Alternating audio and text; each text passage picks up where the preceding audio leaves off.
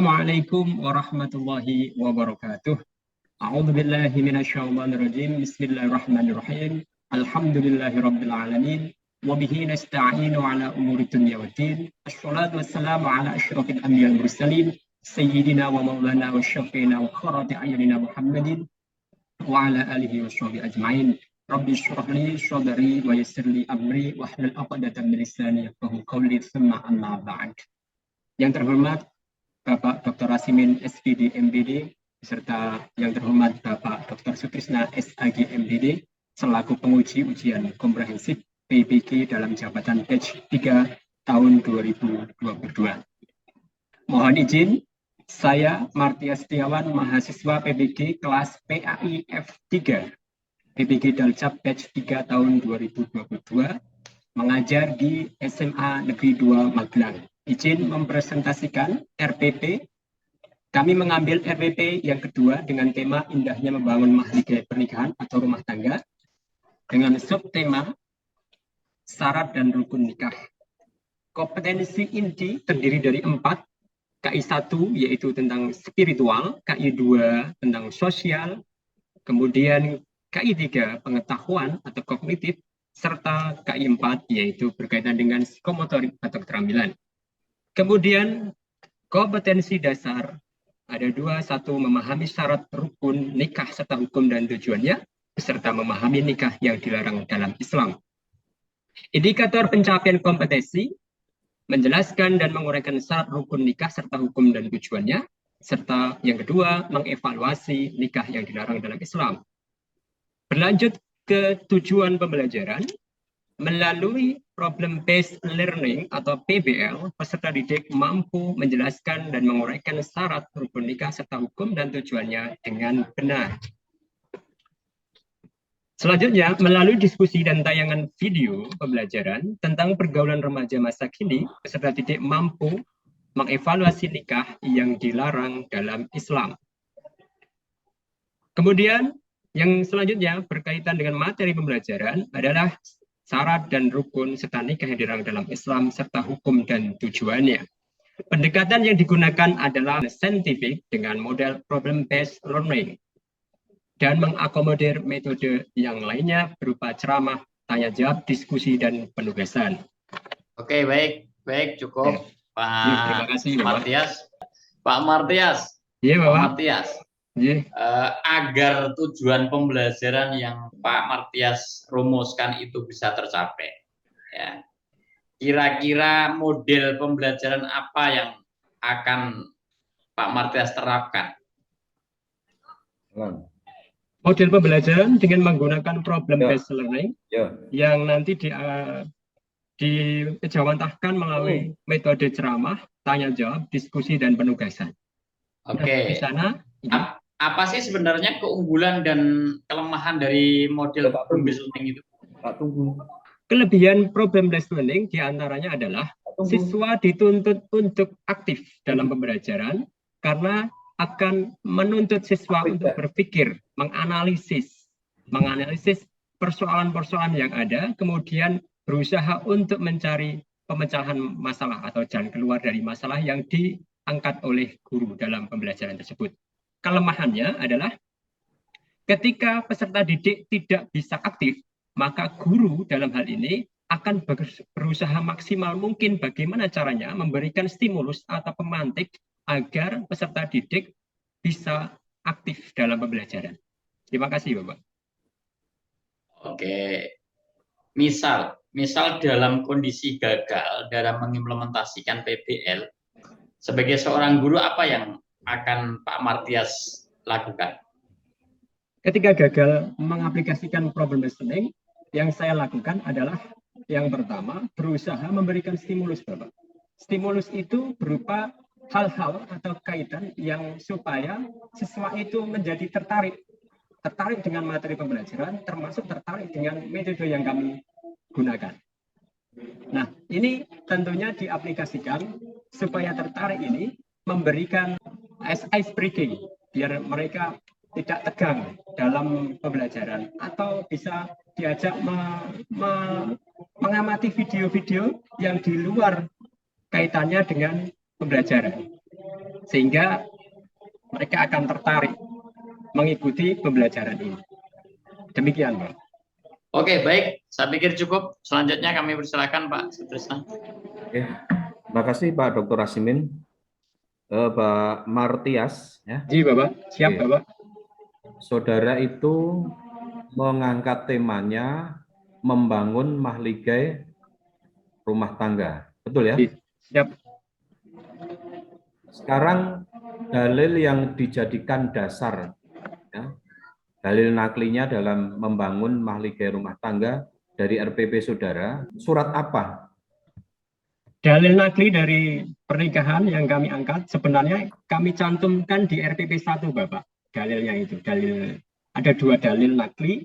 Satu adalah Ar-Rum ayat 21 dan An-Nur ayat 32. Apa? Surat? Surat An-Nur 32. Ya, gimana? Surat Ar-Rum 21 yang berbunyi Bismillahirrahmanirrahim. Wa min ayatihi an khalaqa lakum min anfusikum azwajan litaskunu ilaiha wa ja'ala bainakum mawaddatan wa rahmah. Inna fi dzalika laayatin liqaumin yatafakkarun. Shadaqallahul azim. Demikian, Bapak. Ya.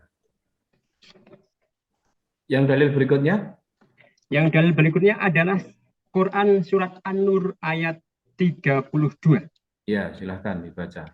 Bismillahirrahmanirrahim. وأنكحوا الأيام منكم والصالحين من عبادكم وإمائكم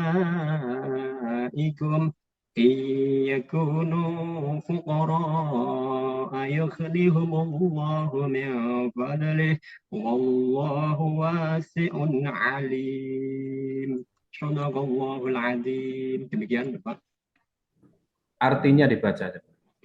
Arti dari An-Nur 32, dan nikahkanlah orang-orang yang masih membujang di antara kamu dan juga orang-orang yang layak atau menikah dari hamba-hamba sayamu yang laki-laki dan perempuan. Jika merasa miskin, Allah akan memberikan kemampuan kepada mereka dengan karunia-Nya, dan Allah Maha luas pemberiannya dan Allah Maha mengetahui. Demikian.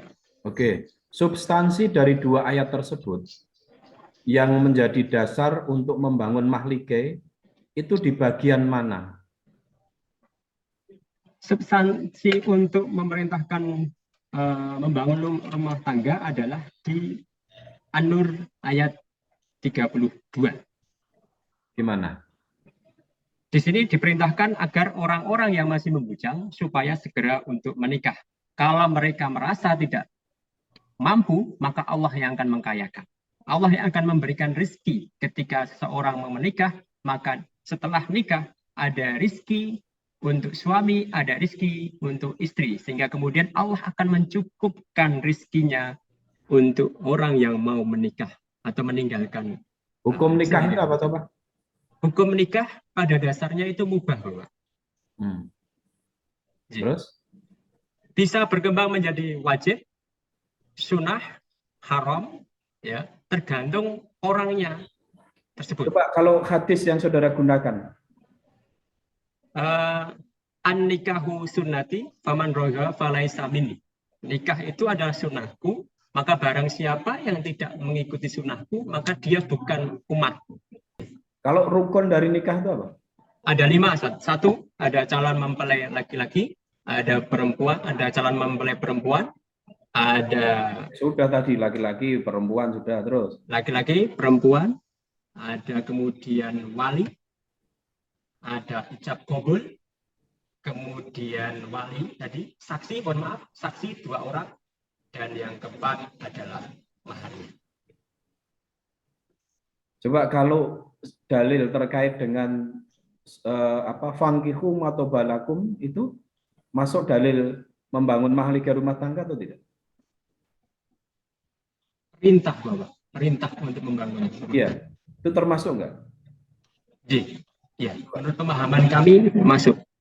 So, Oke, sekarang kembali kepada Arum ya. Yang pertama tadi Arum. Rom ayat 21, Bapak. Oke. Silahkan diidentifikasi, di situ ada yang sederhana saja, nun sukun dan tanwin. Hukumnya apa yang ada di dalam ayat tersebut. Oke, siap, Bapak. Wa min ayatihi. Nun mati ketemu alif, di sana ada hukum idhar halki, dibaca jelas. Ya, terus. An khalaqa, demikian juga idhar halki. Min anfusikum, min ketemu alif juga sama dengan tadi, yaitu idhar halki. Azwajal litaskunu, fathah tanwin ketemu lam, idgham bila guna. Wa ja'ala bainakum mawaddatau warahmah, mawaddatau, fathah tanwin ketemu wawu, idgham bi guna. Inna fi nun tasjid disebut dengan bacaan guna. Kemudian liqaumi, kasrah tanwin ketemu ya, sama tadi, yaitu idgham bi guna. Demikian, Bapak. Oke, saya rasa cukup, Pak Martias. Pak Dr. Asimin, waktu saya kembalikan. Oke, terima kasih. Saya pikir cukup ujian atas nama Pak Martias Setiawan. Selanjutnya kami persilakan untuk memberikan closing akhir dari ujian kali ini. Kami persilakan. Terima kasih kepada Bapak Dr. Asimin SPD MPD beserta Bapak Dr. Sutrisna SAG MPD yang telah menguji dalam ujian komprehensif mahasiswa PPG dalam jabatan batch 3 tahun 2022. Semoga memberikan kontribusi positif bagi kami dan bisa mengembangkan pembelajaran yang bermuara kepada keberhasilan pembelajaran yang akan dicapai. Terima kasih, kurang lebihnya mohon maaf. Wassalamualaikum warahmatullahi wabarakatuh.